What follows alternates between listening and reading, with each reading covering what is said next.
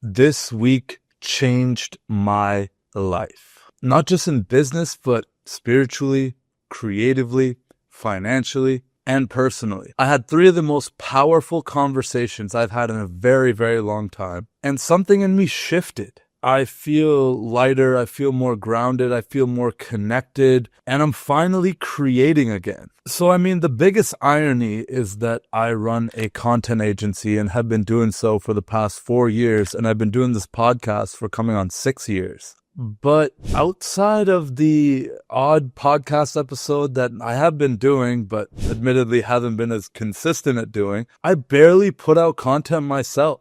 And it's crazy because creating is honestly the most aligned thing that I can do. But this week that all changed and I finally got back into my creative bag. I feel it. I feel it in my veins. So let me tell you what happened. So as a lot of you know, I'm moving out of Miami and that's been something that's been weighing heavily on me. And I feel like I've beaten that horse to death now. If you've seen any of my other videos, you can watch my thoughts and emotions on that. Really, this video, I don't want to talk about business that much. The thing that really changed this week is, I did 3 podcasts already this week, and I've got a fourth one. No, I've got 5, actually, by the end of this week. So I'm doing 2 more tomorrow. Now, one of the reasons why I'm doing this is I want to take advantage of my beautiful studio while I still have access to it until early next week. But also, I've just been really leaning into creating content. It's been feeling good. I've been feeling spiritually invigorated, and I've been loving the feedback that I've been getting from all of you on these YouTube videos. So let me talk to you about the actual conversations, because that's the exciting stuff. So a few days ago, I had my boy Omar Yemini on the show. Genuinely one of my favorite people in Miami that I've gotten the pleasure to hang out with, to connect with, to share the highs and lows with. And, he's been a great mentor for me. And so I had Omar on the show, and look, he doesn't have the biggest following. He's not worldwide known on YouTube as a creator or a big name. I put that in air quotes because he is to me, but people won't necessarily know who he is and why I had him on my show. But I'll tell you exactly why. This guy's got a heart of gold, and we talked about some of the most amazing topics that honestly haven't really been touched on my show before. We dive into the importance of his family and some of the lessons he learned from his father's meditations. We talked about being a parent himself to 2 beautiful girls, and I was so curious because I want to be a father one day, and I really look up to how he shows up for his family and being an incredible father. And I got to really dive into that with him, and that was so special to me. He shared so much about his values, his philosophy. I learned so much from him about people and connecting with people and relationships and the power of presence and actually actively listening and actually caring what people are talking about on the other side and actually helping them. And as someone who runs most of the sales for my company, that was really special for me. And it reminded me of why I started my podcast and show in the first place. I always wanted to connect with people who are realizing their potential. And dude, this guy has sold millions in ticket sales for the Miami Heat. He's an entrepreneur, restaurant owner, works with a family office, works with best buddies, and helps raise money for this incredible cause. And yeah, that episode was just unreal. I'm so excited to launch that one. The next one I had was with my boy Eric Brown. Now, Eric is the man. I absolutely love this guy. We connected last year, and actually a year almost to this day is when I went to an event that he launched. The event here in Miami is called Coffee and Chill. It's this incredible health and wellness event centered around cold plunging, coffee, wellness, and community, honestly. I love that Eric and his co-founder Lucy have built this space for people who kind of want to go against the Miami archetype of just drinking, partying, degeneracy, quite frankly. Now, the crazy story about this episode is it's not just about the episode, it's about the friendship behind it. Now, Eric is one of my closest friends here in Miami Beach. I absolutely love this dude. He is present, he's driven, he's locked in. And a year ago was the first event that he had for Coffee and Chill. Now, that day is going down in the history books as a Hall of Fame all-time day. It's got to be in my top 5 days ever.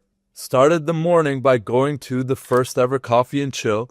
There were no sponsors, but there were about 200 people who showed up to this event to show support, to get in a cold plunge, to absolutely vibe and have an incredible time. But it kind of reminded me of humble beginnings because they didn't have a DJ. They just had a JBL speaker and, connected to the aux and were playing music. They didn't have a bunch of sponsors all set to go.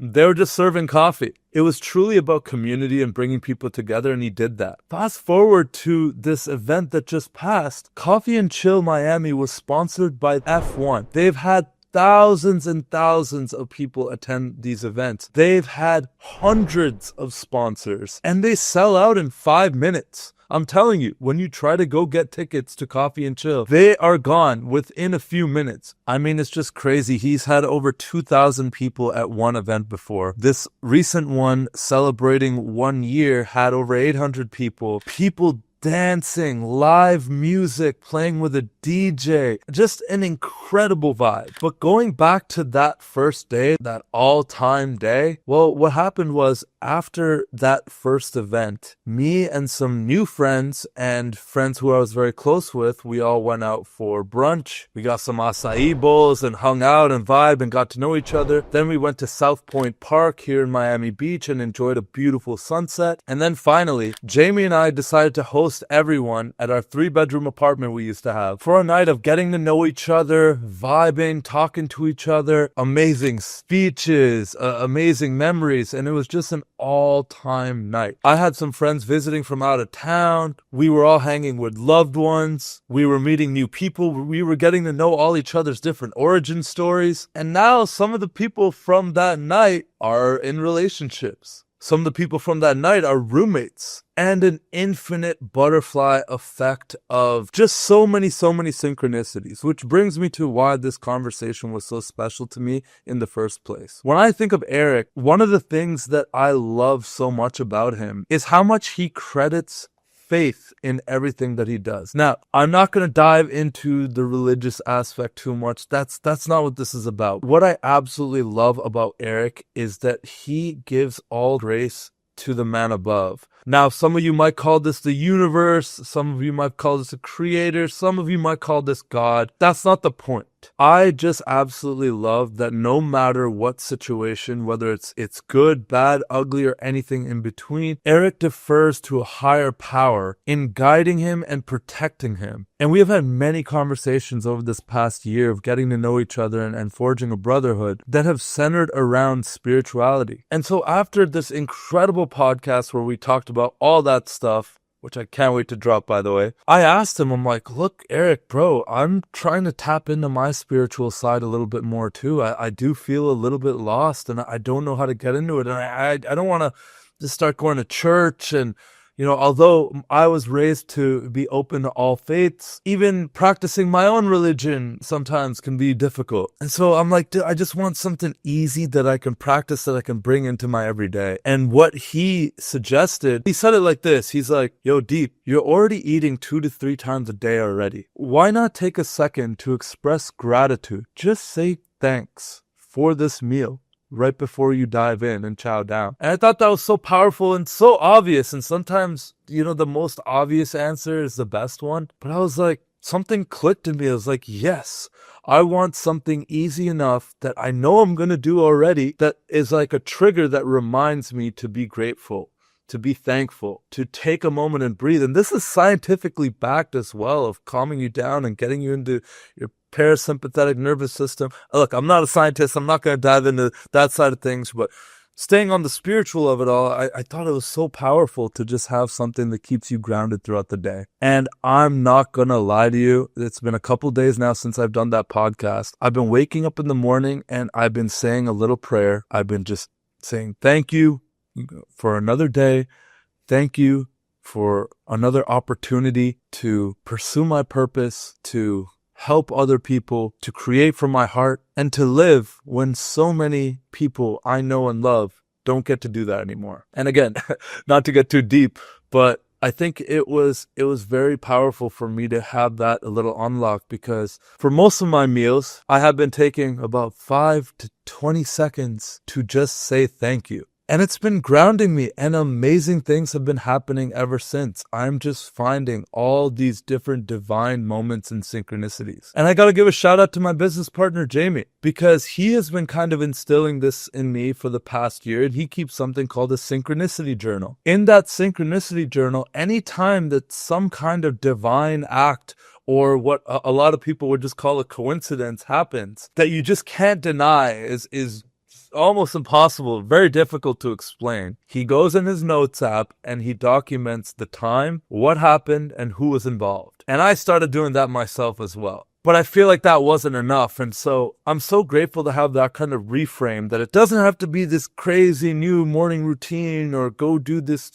spiritual practice every Sunday, or turn off your phone every Friday night, which all those things are amazing and beautiful. And if you do that and practice that, I totally respect that. Just where I'm at in my spiritual journey, I feel like I need to take baby steps. And I'm telling you, I have felt spiritually so much lighter. I've been carrying this heaviness, this weight, especially with this decision, but also with all the tough challenges of running a company, of trying to be in good shape, of relationships, good and bad, of just so many things happening in life all the time being thrown at me. Having those kind of reframes and just remembering that God, the universe, is there taking care of me, and that every challenge is put forth in front of me for a reason, it just really, really helped me not being as anxious all the time. And it's funny, after the episode with Eric, I was talking to Jamie about some of these spiritual learnings and some of the things that, I intend to bring into my day to day. And he was like, dude, I love this for you. Like, deep,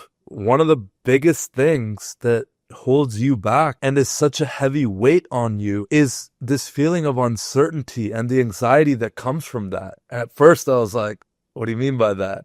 But then I thought about it. I'm like, no, he's right. I really don't like uncertainty. And yeah, he was like, yeah, Deep, I've known you and I'm enough of a brother and a partner at this point to be able to tell you, like, that is the biggest thing that holds you back, is when you're not certain about something, you stress about it. You get so anxious, so worried about, this uncertain future, and it takes you out of the now. I thought that was so powerful and so special. And on top of that, he said, look, I think the antidote to that anxiety and those feelings of uncertainty and all that worry and stress that you carry with you is some form of faith. I'm not saying I'm about to become the most religious person ever, and this whole channel is just about, trying to convert people or talk to you about your faith or anything like that. I'm just telling you my current journey and what's happening with me right now. And I think Jamie's totally right. I think Eric's totally right. I think all of these conversations I'm having are for a reason and have led me to maybe opening up a relationship with a higher power, and trusting that I'm divinely protected and that the universe has always got me. And after I kind of came to this realization, it's so funny because I felt lighter and all these amazing spiritual things keep happening. I'll give you an example.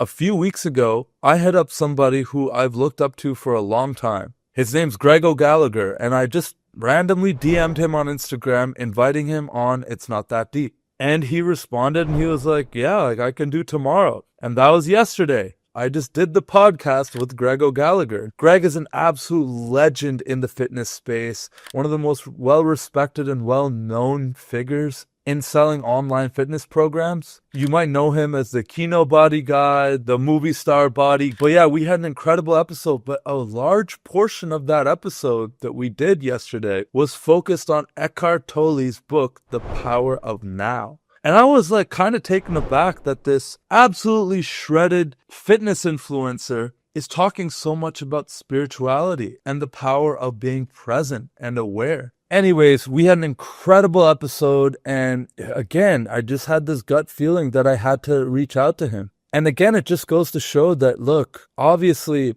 it's not just about manifesting or praying. You need action too, right? But you also have to trust that gut instinct and know that there's something else at play here. So yeah, all of these conversations have really been leading me down the path of becoming more spiritually aware. I feel like I'm trying to constantly achieve and do, and I think that's such an egoic thing that it's like, what can I do when I don't ultimately have that much control? So something I really want to work on is asking the universe, asking God to give me the strength to let go of that control, that need to know the future, and really just submit to a more divine higher power. Now, I know this is not the initial, what you might have thought this series is about, but hey, I'm being radically transparent and I'm sharing with you guys what's going on in my life. Like, riddle me this. What are the odds that Eric Brown DM'd me when I went to this Coffee and Chill 1-year anniversary event, which I was not going to go to because I was tired in the morning, but I decided to come anyways because something guided me to go.